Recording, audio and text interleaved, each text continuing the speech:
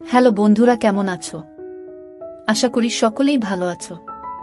আমি তোমাদের প্রিয় আপু আবারও চলে আসলাম নতুন একটি গল্প নিয়ে। গল্পটি শেষ পর্যন্ত শুনলে তোমাদের দাঁড়িয়ে যাবে। মোখতার হোসেন মিশু, বয়স 24, উচ্চতা 6 ফুট। 5 বছর আগে আর্মিতে ভর্তি হয়েছি, বর্তমান পোস্টিং রাঙ্গামাটি। বাড়ি রাজশাহী। বাড়িতে মা আর ছোট একটা বোন আছে। বাবা মোশারফ হোসেন অনেক আগে মারা গেছে। আমি তখন 9-এ পড়ি আর ছোট বোনটা 5-এ। তখন থেকে মা নিজে সংগ্রাম করে সংসার চালিয়েছে। ঘরে বসে সেলাই মেশিন দিয়ে মানুষের কাপড় বানিয়ে বানিয়ে আমাদের ভরণ পোষণ করেছে। কিছু চাষের জমি ছিল, তাই রক্ষে না তো আমার চাচা কাকারা যেমন হারামি এক মুঠো ভাত তুলে দেওয়ার মানুষ ছিল না। নানা নানি দাদা দাদি অনেক আগেই পটল তুলেছে। মামা মামিরা কিছুটা সহযোগিতা করেছে, তাও নাকড়ার মতো করেছে, যাতে মা যা ভাগে পেত তা লিখিয়ে নিতে পারে। আমার ভোলি মা সরল মনে তা দিয়েও দিয়েছে। যা হোক, আমি কলেজে ভর্তি হয়েছি কেবলই, এমন সময় শুনলাম আর্মিতে লোক নিবে। মাকে বলে লাইনে দাঁড়িয়ে গেলাম। আমার নিজের উপর ভরসা ছিল, কারণ আমি মোটামুটি সব দিকেই ফিট। যেমন উচ্চতা তেমন বডি। মা বলে আমি আমার নানা মামাদের মতো হয়েছি, ঠিক পালোয়ান।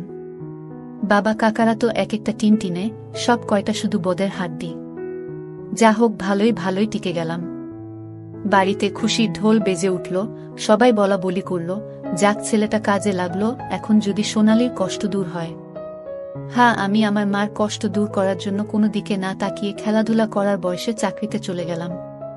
গ্রামের বাড়ি হওয়াতে ভয়ের কিছু নেই, আশেপাশে তো কাকা চাচারা আছে। আমার বোন শারমিন আক্তার, বয়স 19, ইন্টার সেকেন্ড ইয়ারে পড়ে। বাবার মতো টিনে কাঠি। আমারই এমন মেয়ে পছন্দের না। মা সোনালী বেগম, বয়স মনে হয় 42 হবে, দারুণ দেখতে, এখনো যুবতী মেয়েদের সাথে পাল্লা দিতে পারবে। ফর্সা লাল টকটকে, মার দীঘল কালো চুল, ঘন মেঘের ভেলা, এত ঘন লম্বা চুল যে তা সারা পিঠ বেয়ে কোমর ছড়িয়ে নিচে নেমে যায়। লাল টকটকে ঠোঁট আর টানা টানা চোখ, সব মিলিয়ে আমার স্বপ্নের নারী, আমার জন্মদানকারী বিধবা মা। যা চরম পাপ, যা কখনো পাওয়ার নয়। সবই জানি, সবই বুঝি, তারপরও মনের কোথায় যেন সোনালীকে নিয়ে স্বপ্নের নির্রচনা করি। যেখানে মা নয় সে আমার সোনালী, শুধু সোনালী। আমার মনের এই গোপন চাওয়ার কথা শুধু আমি জানি। আমার সরকারি বেতনে মার রূপ যেন দিনকে দিন বেড়েই চলছে। মার গর্বে বুক সব সময় ফুলে থাকে, গ্রামে সব সময় আমার জয় জয়কার। 5 বছরে ভাঙা ঘর পাকা করেছি, এখন 4 রুমের বাড়িটা আমাদের শান্তির নীড়। এবার ছুটিতে এসেই মা বায়না শুরু করল আমার বিয়ে দিবে। যদিও এটা অনেক আগে থেকেই চলছে, আমি শুধু বারবার এড়িয়ে যাচ্ছি। আজ এ নিয়ে মার সাথে মুখ কালাকালি হয়ে গেল। মার এক কথা, শারমিন বড় হয়েছে, বিয়ে দিতে হবে। এরই মাঝে কয়েকটা সম্বন্ধ এসেছিল, তার বিয়ে হয়ে গেলে সে একা একা কিভাবে থাকবে, হ্যান ত্যান কত কথা। আমি এসেছি শুনে ছোট মামা এলো। সারাদিন থেকে বিকেলে যাওয়ার সময় আমাদের সবাইকে নিয়ে যেতে চাইল। আমরা না যাওয়াতে জোর করে শারমিনকে নিয়ে গেল। বলল 2 দিন পর মা বেটা গিয়ে বেরিয়ে আসবে, আর শারমিনকে নিয়ে আসবে। আমাকে আর মাকে নিয়ে যাওয়ার জন্য আর কি এমনটা করল। সন্ধ্যা থেকে আকাশটা মেঘলা হয়ে আছে দেখে বাইরে গেলাম না। না হলে 2 দিন থেকে এসে সন্ধ্যার পর বন্ধুদের সাথে আড্ডা মারতে বেরিয়ে পড়ি। আজ গেলাম না দেখে মাও খুব খুশি। গরম গরম পকোড়া ভেজে দিল। বিছানায় বসে মা বেটা মিলে আরাম করে খাচ্ছি। মিশু, হুমা, কাউকে পছন্দ করিস? আমি মার মুখের দিকে তাকিয়ে মুচকি মুচকি হাসছি। বল না পছন্দ করিস? করলে এতদিন তুমি জানতে না, তবে হ্যাঁ, একজনকে খুব ভালো লাগে, এবং এও জানি তাকে আমি পাবো না। কেন পাবি না? আমার ছেলে কি দেখতে খারাপ? কোনো লাট সাহেবে বেটি সেরে? হা হা। তুমি দেখি রেগে গেলে। রাখবো না, এমন সোনার ছেলে আমার।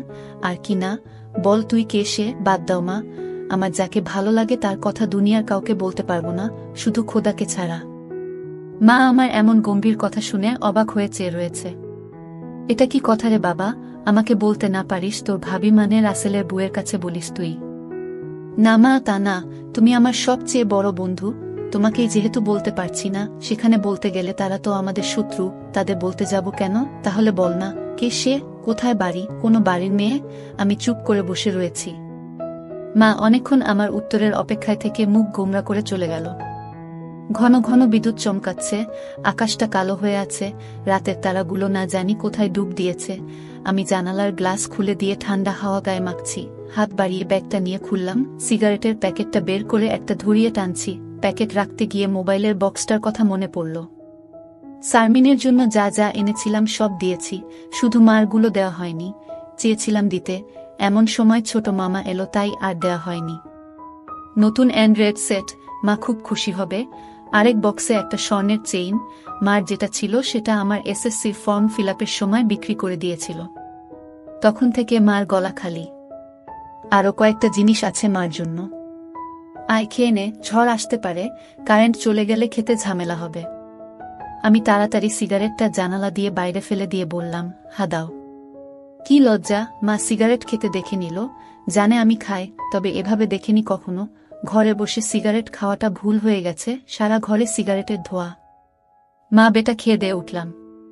মা বলো, আমার রুমে এসো তো একটু। তুই যা, থালা বাসনগুলো গুছিয়ে আসছি। আমি রুমে এসে শুয়ে রইলাম। মা আধা ঘন্টা পর হাত মুছতে মুছতে এলো। কিরে বাবা? আমি উঠে মার হাত ধরে খাটে নিয়ে বসালাম। ব্যাগ থেকে এক এক করে শাড়ি, ব্লাউজের কাপড়, ছায়ার কাপড়, একটা বাদুর বোরকা, দুটো ওড়না, একটা শীতের জামা, চাদর এবং আরও একটা প্যাকেট দিলাম। প্যাকেটটা দিলাম ভয়ে ভয়ে, কারণ ওতে দুশের ছোট জামা কাপড় আছে। জানি না দেখার পর কি বলবে। এত কিছু কি জন্য এনেছিস? তোর কি বুদ্ধি শুদ্ধি হবে না কখনো? প্রতিবারই এত কিছু আনা লাগবে? আহ থামো তো তুমি, যা লাগে তা আনবো না। এটাতে কি রে? না, ওটা এখন খুলবে না, তোমার ঘরে গিয়ে খুলবে। আর প্লিজ রাগ করবে না। কি আছে এতে, তা তুমি খুলে দেখে নিও। আর হ্যাঁ, আরও কিছু আছে, এই বলে মোবাইলটা দিলাম। একটা থাকতে আরেকটা এত দামি মোবাইল, তোমার চেয়ে কেন কিছু দামি নয় আমার কাছে? এই বলে গালে একটা হামি দিলাম। মাও আমার কপালে হামি দিল। চোখ বন্ধ করো তো। কেন রে? আহ বন্ধ করো না একটু। মা হেসে দিয়ে চোখ বন্ধ করল। আমি চেইনটা মার গলায় পরিয়ে দিলাম। এখন চোখ খুলো মা। মা চোখ খুলে স্বর্ণের চেইনটা দেখে হুহু করে কেঁদে দিল। না মা, না, কাঁদবে না, প্লিজ মা, কেঁদে না। তোমার মুখে হাসি দেখব বলে নিয়ে এসেছি, সেখানে তুমি যদি কাঁদো তাহলে আমার খুব কষ্ট হবে মা। না রে বাবা, কাঁদছি না, তুই বুঝবি না এটা কিসের কান্না। খুশি হয়েছ মা? হ্যাঁ রে বাবা, অনেক খুশি হয়েছি। এই বলে মা দাঁড়িয়ে উঠে আমাকে ধরল। আমি তো কেঁপে উঠলাম। মা কখনো এভাবে আমাকে ধরেছে বলে মনে পড়ে না। ইস কি নরম, কি সুন্দর ঘ্রাণ! ও দুটো আমার বুকে পিষ্ট হচ্ছে। মা অনেকটা খাটো হওয়াতে তার মাথাটা আমার থুতনির নিচে, চুল থেকে সুবাস এসে নাকে লাগছে। নাক মুখ ডুবিয়ে দিলাম চুলে। ধীরে ধীরে আমার ওটা শক্ত হচ্ছে। মন চাচ্ছে হাত দুটো আরেকটু নিচে নিয়ে রাখি, তবে সাহস পাচ্ছি না। মা আমার যা রাগী মানুষ, ছোটবেলায় কত বেতপিটা করেছে তার হিসাব নেই। মার মুখটা দুহাত দিয়ে ধরে কপালে একটা হামি দিলাম। আর কখনো কাঁদবে না মা, আমি যেন তোমার চোখে পানি না দেখি। আচ্ছা বাবা, আর কাঁদব না। তো যাও, লাল তাঁতের শাড়িটা পরে দেখাও তো, দেখি কেমন লাগে আমার মাকে। যা পাগল, আমি বিধবা মেয়ে লোক, এমন লাল টকটকে শাড়ি পরলে মানুষে কি বলবে? কি বলল তাতে তোমার কি যায় আসে? আর এখানে মানুষ আসবে কোথা থেকে? মানুষের সামনে না পড়তে চাইলে পড়ো না, এখন আমাকে তো পরে দেখাও। আমার খুব মন চাইছে সাজুগুজু করে কেমন লাগে দেখতে। তাই ইস আমার বাবা এনেছে, আর আমি পরব না তা কি হয়? তবে মানুষের সামনে কখনো পড়তে বলিস না রে। ঠিক আছে মা, আমি শুধু আমার সুন্দরী মাকে দু চোখ ভরে দেখতে পেলেই হলো। যা দুষ্টু, মাকে কেউ সুন্দরী বলে? হা হা, তাই? তাহলে কি বলবো গো? হি হি, তুই জানিস কি বলবি। বেয়াদবি নিও না, প্যাকেটে যা আছে তাও পড়ো। কি আছে রে এতে? যাও খুলে রাখো। মা চলে গেল। আমি পিছন থেকে দেখে মুগ্ধ হয়ে গেলাম। এ মহিলার কি কখনো যৌবনে ভাটা পড়বে না? প্রায় 15 মিনিট পরে মা এলো। অসম্ভব, এ কাকে দেখছি আমি? এতদিন এক পেরে শাড়িতে যে মাকে দেখেছি তার সাথে এই মহিলার কেন মিল নেয়? কি সুন্দর, অতুলনীয়, গর্জিয়াস, মার্ভেলাস, যতই উপমা দিই না কেন কম পড়ে যাবে। মা দরজার কাছে দাঁড়িয়ে আছে, আমি বিছানার পাশে হা করে দাঁড়িয়ে আছি। মা ভীষণ মায়াবী করে হেসে চোখে ভ্রু উঠানামা করে জানতে চাইলে, কি কেমন? আমি ধীরে ধীরে মার সামনে গিয়ে দাঁড়ালাম। কি রে, কেমন হয়েছে? দারুণ মা, খুব সুন্দর, মনে হচ্ছে অ্যাঞ্জেল। যা দুষ্টু, মাকে এমন কমপ্লিমেন্ট দিতে হয়? আমার 10 পাস মা যে এমন কথাও বলতে পারে জানা ছিল না। সরি মা, বলে হাত ধরে বিছানায় নিয়ে বসালাম। আমি নিচে বসে মার কোলে মাথা রাখলাম। তুমি সব সময় এমন ভাবে থাকতে পারো না মা। মা আমার মাথায় চুলে হাত বুলিয়ে দিয়ে কি পাগলের মতো বলছিস? মানুষে দেখলে কি বলবে? তাহলে বলো, আমি যে কয়দিন থাকবো সে কয়দিন এমন করে সেজে থাকবে কেন রে? আমার খুব ভালো লাগে মা। হি হি পাগল, আচ্ছা থাকবনি। আমি মুখ উঠিয়ে মার মুখের দিকে তাকিয়ে, ওগুলো পড়েছ মা? যা শয়তান, কিছু তো শরম করো। মার জন্য কেউ এসব আনে, জানি না মা কেউ আনে কিনা, তবে বাবা থাকলে হয়তো আমিও আনতাম না। সে নেই দেখে মনে হলো আমার মার তো ভালো মন্দর খোঁজ রাখার কেউ নেই, তাই নিজেই রাখি। রাগ হয়েছ মা? না রাগ হয়নি, কিন্তু আর আনিস না। কেন মা, পছন্দ হয়নি নাকি সাইজে হয়নি? সব ঠিক আছে। তবে তবে কি মা? মা লজ্জায় মুখ ঘুরিয়ে নিয়ে, তুই এনেছিস ভাবলে পড়তে শরম করে রে। আজ থেকে আমাকে ছেলে নয় বন্ধু ভাববে, তাহলে আর শরম করবে না। হবে মা আমার বন্ধু। যাহ পাগল, সমবয়সী না হলে কি বন্ধু হওয়া যায়? এ যুগে ওসব পুরনো কথা মা। তাই বলে মা ছেলে, হা মা ছেলে, এতেই তো ভালো, একে অপরের কাছে আসা যায়। তুই অনেক বড় হয়ে গেছিস দেখি, কি সুন্দর কথা বলছিস। তা তো অবশ্যই, কয়দিন পর তোমার ছেলে সেকেন্ড লেফটেন্যান্ট অফিসার হবে। খুব ভালো হবে রে বাবা, খুব ভালো হবে। এমন সময় বিদ্যুৎ চলে গেল। মোবাইলটা জ্বালাতো মিশু, দেখি চার্জার বাতিটা কোথায় আছে। থাক না মা এমন, কি সুন্দর তোমার কোলে শুয়ে আছি। জানো মা, পাহাড়ি এলাকায় একা একা পোস্টে ডিউটি দেওয়ার সময় এমন স্বপ্ন রোজ দেখি। প্রতিদিন মনে হয় তোমার কোলে শুয়ে একটু যদি। ঠিক আছে, এমনই থাক, তোর যত মন চাই। ধন্যবাদ মা। হি হি পাগল। মা হু, আজ আমার পাশে ঘুমাবে একটু? কেন রে, মন চাচ্ছে তোমাকে ধরে ঘুমাতে। ঠিক আছে, যা সদর দরজাটা বন্ধ করে ঘরগুলোতে ছিটকানি লাগিয়ে আয়। আমি উঠে লাফাতে লাফাতে চলে গেলাম। আজ আমার খুশি ধরে না, কিছু হলে হতেও পারে। এক জগ পানি নিয়ে এলাম সাথে করে। এসে দেখি মা শুয়ে পড়েছে। টেবিলে জগটা রেখে খাটের পাশে দাঁড়ালাম। মা দেয়ালের দিকে সরে গিয়ে আমাকে জায়গা করে দিল। বজ্রপাতের আলোতে মার মুখটা মায়াবী মায়াবী লাগছে। খোলা জানালার হিম বাতাসে আমার মনে ঝড় তুলছে। জানি না আমার মনে কি চলছে। মনে হচ্ছে মা তার স্বামীকে পাশে শোয়ার জন্য জায়গা করে দিল। মা নতুন বউ, আমি তার স্বামী। দাঁড়িয়ে রইলি যে, শুবি না? হাসুই। মার পাশে শুয়ে পড়লাম, দুজনে মুখোমুখি। আধো অন্ধকারে দুজনে দুজনার দিকে চেয়ে আছি। ঘুমাবি না? তুমি ঘুমাও, আমার ঘুম এত তাড়াতাড়ি আসে না। তাই আয় কাছে আয়, মাথায় হাত বুলিয়ে দিচ্ছি। আমাকে আর পাইকে একেবারে মার বুকের কাছে বুক নিয়ে গেলাম, তবে কোমরটা দূরে রাখলাম। মা একটা হাত সাইডে লম্বা করে দিল, এখানে মাথা রাখো। মা তার হাতের উপর মাথা রাখতে বলছে। আমি সহজ মনে তাই করলাম। নাকটা মার বগল থেকে ৩-৪ ইঞ্চি দূরে। ভালো মতো দেখতে না পেলেও বুঝতে পারছি যে এর বেশি দূরে নয়, কারণ ঘামের ঘ্রাণ পাচ্ছি। ইসমার বগলের ঘ্রাণেই তো আমার শরীর আনচান আনচান করছে। মার বাম হাতের উপর শুয়ে আছি, মা ডান হাত দিয়ে মাথায় হাত বুলিয়ে দিচ্ছে, এতে করে আঁচল উঁচু হচ্ছে। আর যখনই বিদ্যুৎ চমকাচ্ছে তখনই ওগুলো দেখতে পাচ্ছি। নিজেকে কন্ট্রোল করা মুশকিল হয়ে পড়ছে। মিশু, হু, কাকে পছন্দ করিস বললি না তো? শুনলে রাগ করবে মা, তাই বলা যাবে না। কেন কেন, এমন কাকে তোর মনে ধরেছে যে শুনলে রাগ করব? বাদ দাও না মা, নিজেকে তোমার কাছে ছোট করতে চাই না তোমার মনে কষ্ট দিতে। তোর কথার তো আগা মাথা কিছুই বুঝছি না। নাইবা বুঝলে মা, হু। তোমাকে একটু ধরি। মা হিহি করে হেসে, ধর। কি সুন্দর ঘ্রাণ গো মা তোমার। যা শয়তান। আমি মার এমন আশকারা দেয়া কথায় সাহস পেয়ে তাকে চিৎ করে দিলাম। মন চাচ্ছে কোমরাটা উপর তুলে দিতে। মুখটা উঁচু করে হামি দিয়ে বললাম, আমি তোমাকে খুব ভালোবাসি মা। মা আমার মুখটা দুহাত দিয়ে ধরে, আমিও তোকে খুব ভালোবাসি রে সোনা। আমার ভালোবাসাটা অন্যরকম মা। কেমন রে? মা ছাড়া আরো অনেক কিছু। কেমন? শুনলে রাগ করবে না তো? আহ বল না, এত পেঁচাচ্ছিস কেন? তুমি আমার ড্রিম গার্ল মা, তাই তো। কি? হা মা, জানি এটা শুনে আমাকে খারাপ ভাবছ, এজন্যই বলতে চাইছিলাম না। আমি তোর মা মিশু, এমনটা কিভাবে ভাবতে পারলি? জানি না মা, শুধু জানি আমি তোমাকে প্রচণ্ড ভালোবাসি। তোমাকে ছাড়া কাউকে ভাবতে পারি না। চুপ কর বেয়াদব, এমন কথা বলতে তোর মুখে বাজছে না? সরি মা। এই বলে তার উপর থেকে উঠে খাট থেকে নেমে পানি খেলাম। মাও বিছানার উপর উঠে বসেছে। বুঝতে পারছি সে অবাক হয়ে আমার দিকে তাকিয়ে আছে। জানালার ধারে গিয়ে দাঁড়ালাম। বৃষ্টি থেমে গেছে, তারপরও আকাশ কালো হয়ে আছে। চাঁদ তারা কোথায় যেন লুকিয়ে গেছে আজ। ঠিক আমার হৃদয়ের মতো চারিদিকে অন্ধকার। এমন সময় কারেন্ট এলো। ঘরটা আলোকিত হয়ে গেল। আমি জানালাটা লাগিয়ে দিলাম, পর্দা ঝুলিয়ে দিয়ে ঘুরে দাঁড়ালাম। মা বিছানার উপর হাঁটুতে মাথা দিয়ে নির্বাক বসে আছে। ফ্যানের হাওয়া মার রেশমি চুলগুলো দোলা দিচ্ছে।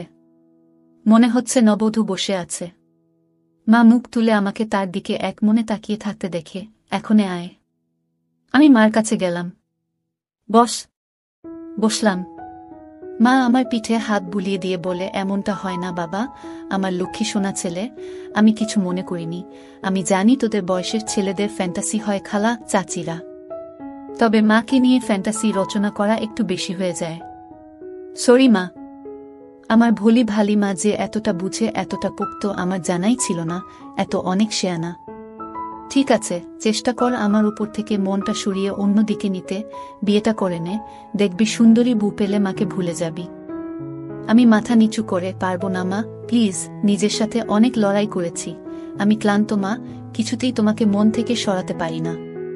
কেন রে, কি এমন পাস আমার মাঝে? আমি মুখ তুলে মার মুখের দিকে তাকিয়ে, জানি না মা, শুধু জানি তুমি আমার সব। তোমার কথা চিন্তা করলেই আমার কি তোর পাগল হয়ে যায় মা। মা মুচকি হেসে, ও কিছু না, নিষিদ্ধ জিনিসের প্রতি টান একটু বেশিই হয়। আমি তো বুড়ি হয়ে গেছি, তুই যেমনটা ভাবিস তেমনটা আমি আর নেই।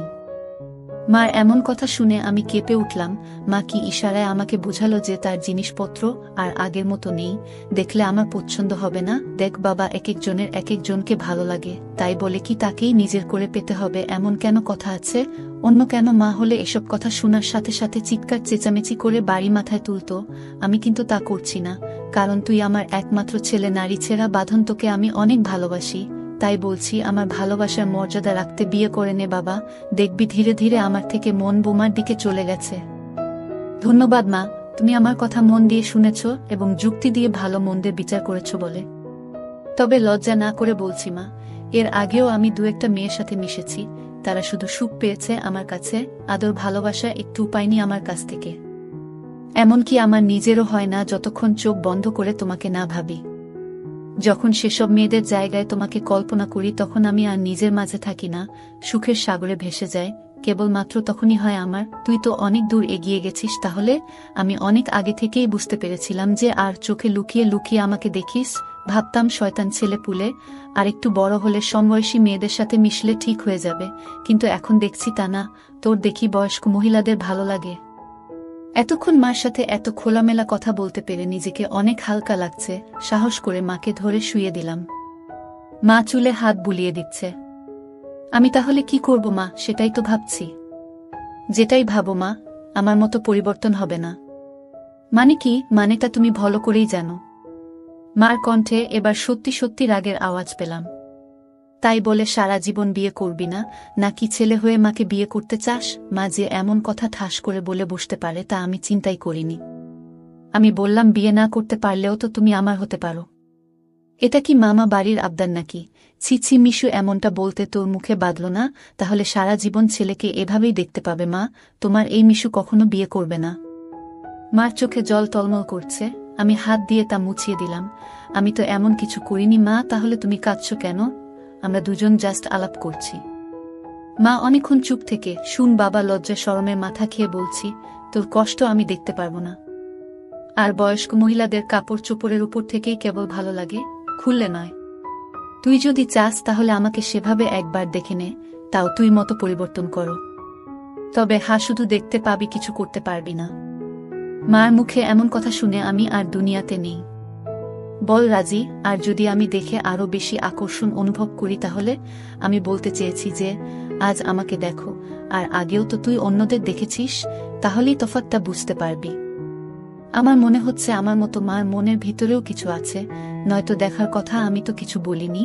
মা নিজ থেকে দেখতে দিতে চাইছে যে। রাজি? হ্যাঁ রাজি। যা, বড় লাইটটা বন্ধ করে ছোট লাইটটা জ্বালিয়ে আয়। মনে মনে ভাবলাম, কি সৌভাগ্য, আজ তো আমার পোয়া 12 লেগে গেছে। নীল বাতিটা জ্বালিয়ে খাটের পাশে দাঁড়িয়ে রইলাম। মা উঠে দাঁড়ালো।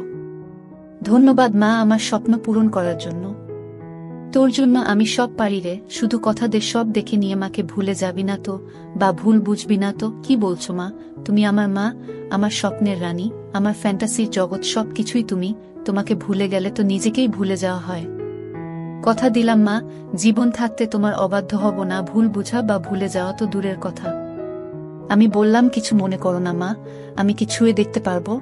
মা আমার চোখের দিকে তাকিয়ে, আমি তোর মা মিশু। হ্যাঁ মা, তুমি আমার মা এবং আমার স্বপ্নের রানীও। আমি পিছন দিকে গিয়ে শাড়ির আঁচলটা ফেলে দিলাম।